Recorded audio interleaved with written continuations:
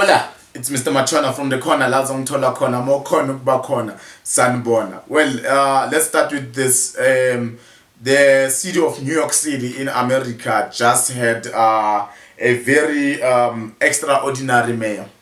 They just voted in an extraordinary mayor, and the whole world is celebrating, except for me. He's extraordinary because number one, he's the youngest mayor of New York City. He's only 34, and also he's not born from South Africa. He's born in Uganda. Let me verify that.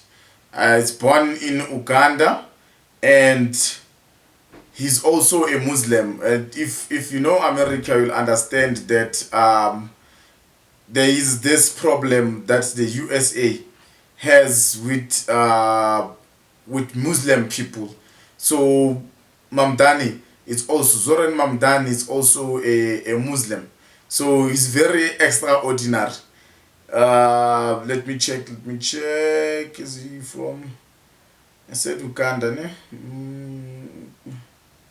Where is Zoran from? Yeah, I'm right. He's from Uganda. Yeah, so you can imagine he's not born in the U.S. So he became a U.S. Citizen by naturalization. So you can imagine, man, how extraordinary is that? And I'm telling you, here in South Africa, we are not gonna have an extraordinary politician in a long time. Imagine if in South Africa we have a guy who's born from Nigeria now being a mayor of Johannesburg. Yeah. And it's very much possible. Not that it's impossible, it's very much possible, but I don't see it happening in the longest time. Myself won't accept such a thing. A guy born in India being a mayor of the city of Johannesburg in South Africa. A guy born in Britain being a mayor of Johannesburg, guys, no, in 2025. That thing is very risky. Let me tell you why. And in South Africa, it's actually worse because you can be a president even if you gain citizenship by naturalization. In the USA, you can be anything else except for president. But in South Africa, you can be a president. But this whole thing, it's messed up because what it means is that hostile forces can take a baby, umuntona 15. They can take someone who's 15, place him in South Africa. After 10 years, he gets citizenship. He becomes a citizen by naturalization. And next thing you know, they fund his education. They fund his political activities. And eventually they find a campaign for him to be a president. Knowing exactly that he's an agent, knowing exactly that he's been placed, let me say maybe Nigeria places their agent here. Exactly for that people, they invest in a long-term agenda to take over South Africa. So it's very dangerous, man. We don't know this person, who he talks to, at what point, what motivates his political agendas,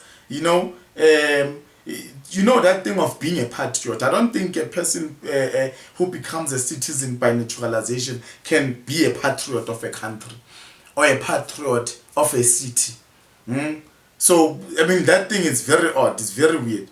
And I liken it to it's like it's an agenda that the Democrats always have in the USA.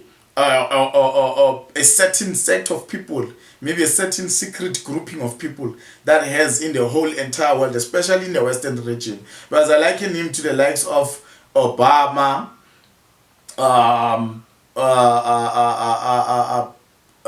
Rishi Sunak, and that woman who was also running against Donald Trump. I forgot her name. Not Hillary Clinton, man. This other woman, who was actually more likely to be an Indian, but she claimed that her father was a black person. These people, they have the same story for me, or they were placed for a same agenda. And if you can check, most of them, they were voted in by black people, except for Rushi because he's in Britain. But the black people love supporting anyone else but not themselves.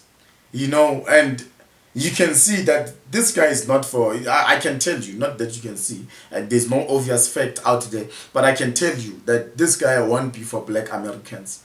This guy won't be for black Americans. Same applies with the lady that I'm talking about. Why am I forgetting her name? Let me check. Former U.S. Vice President. Former U.S. Vice President.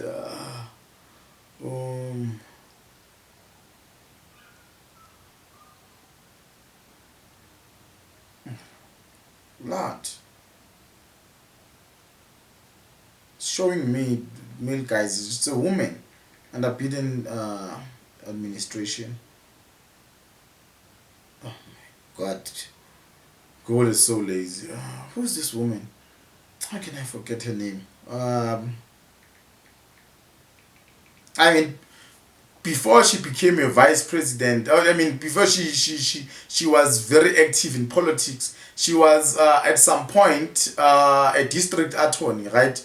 And you check in her time as a district attorney, she arrested more black people. Black people under her regime or under her reign as a district attorney were being blackmails were being arrested left, right, and center. But when she ran for president, she really went for the black vote, and black people gave her that vote. Unfortunately, not enough of them. Some of them also loved Trump. As I'm saying, black people love anyone else except themselves. They even love their haters. Former U.S. President under Biden.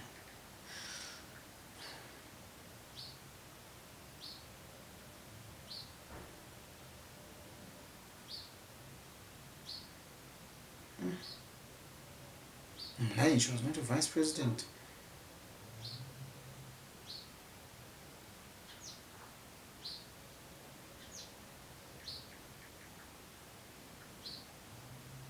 Yes, Kamala Harris.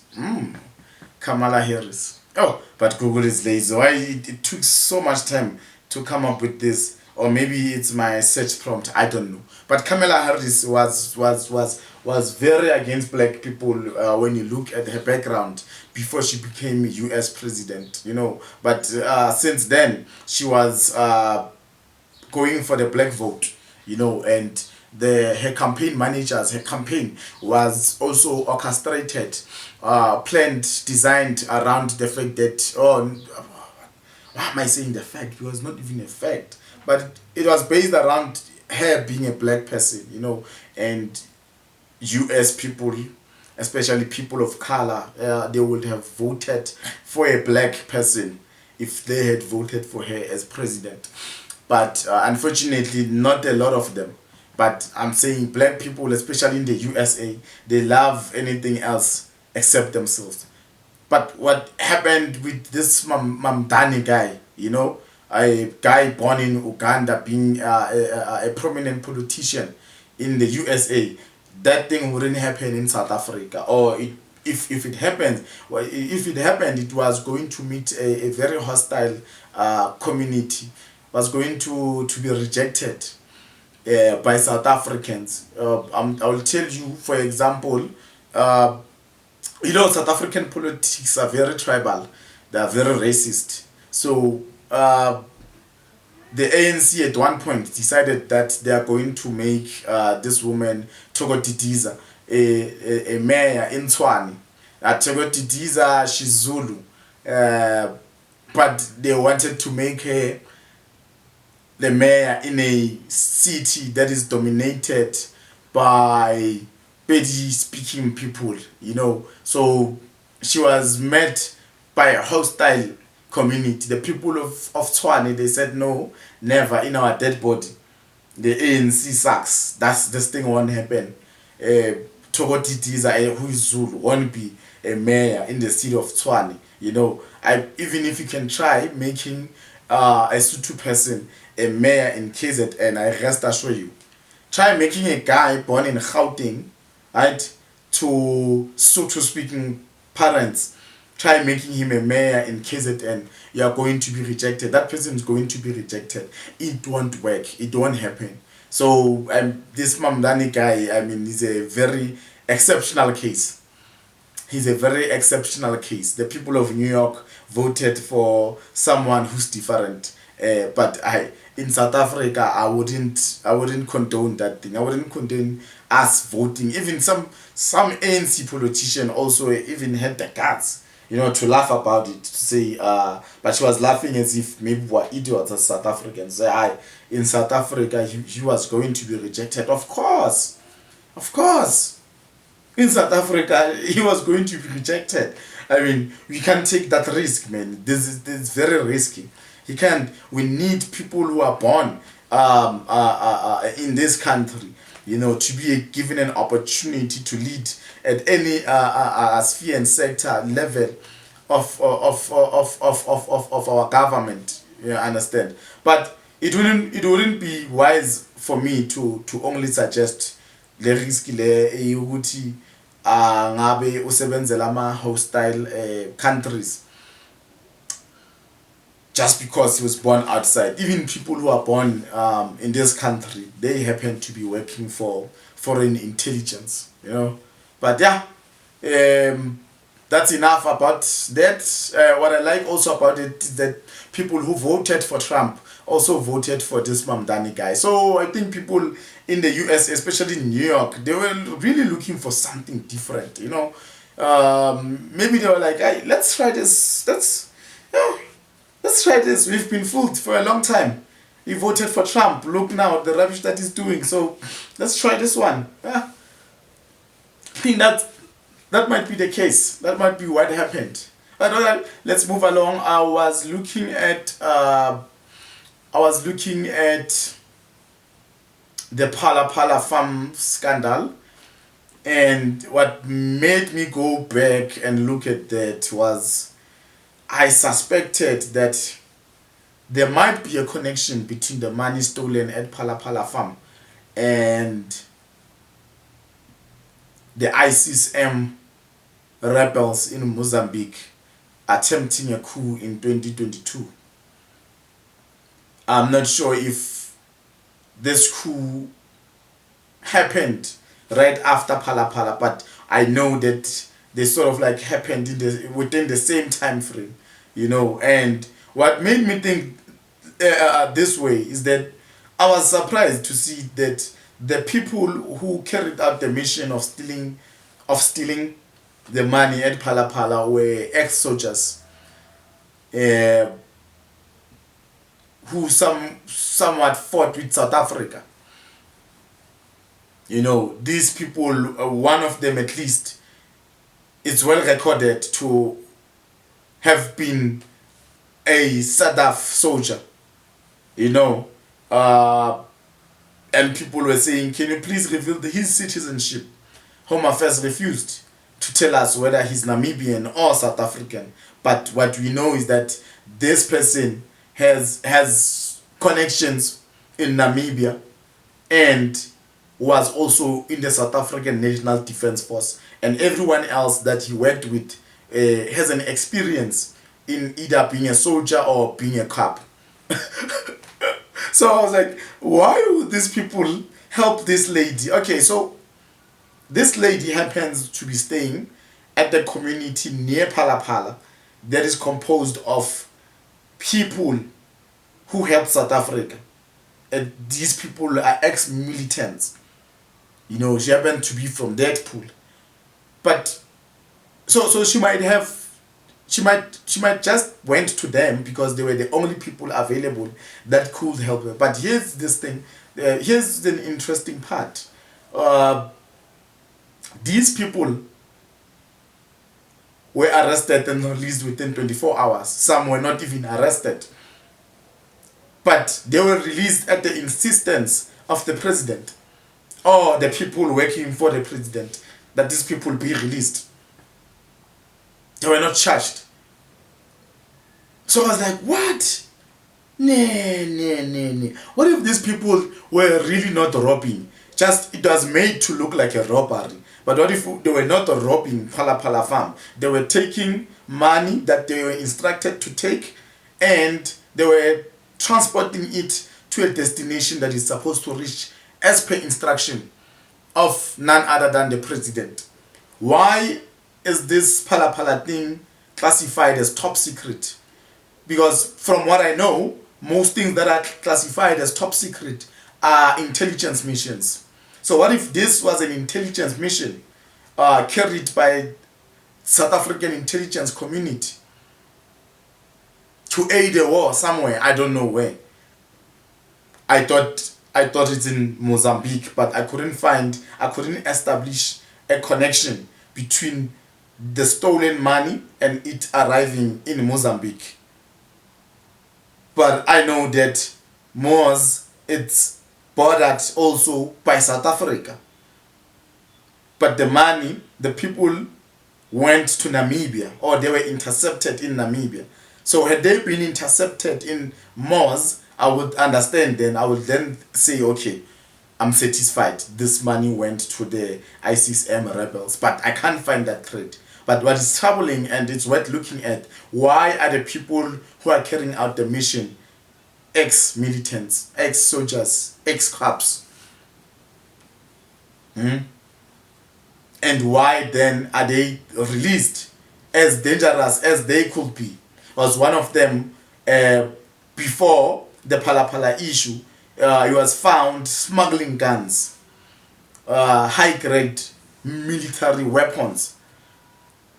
He was found, the weapons that were used also in this so-called robbery were found to be weapons belonging to the police in Namibia.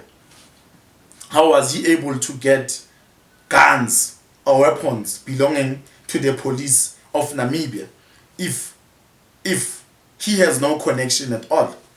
I think he has a connection. All these people have a connection with the intelligence community, the policing community, and the intelligence community. So you wonder, why are these people interested in stealing money from the president? And why is the president, who could be easily linked to money laundering networks in the whole world, why will he have that amount of hard cash in US dollars? In US dollars. Guys, you guys are playing. You think Cyril is dumb. Cyril wouldn't have that much money, hard cash, if it was just for him. That money was supposed to be taken and go sponsor something somewhere. We do not know what is it. I mean, some of you, maybe you can help me figure it out. But you're looking at this whole Maumela thing, how money in Tembisa hospital was, how this criminal network comes. You can see that, no, this is how these people operate. It can't be that they had hard cash in Phala. But let's look at it. Maybe on the episode after this one, I will come with something. I don't know. I will try. Thanks for watching. It's Mr. Machwana from the corner. Lazong Tola Kona Mokono Bakon. Tamko.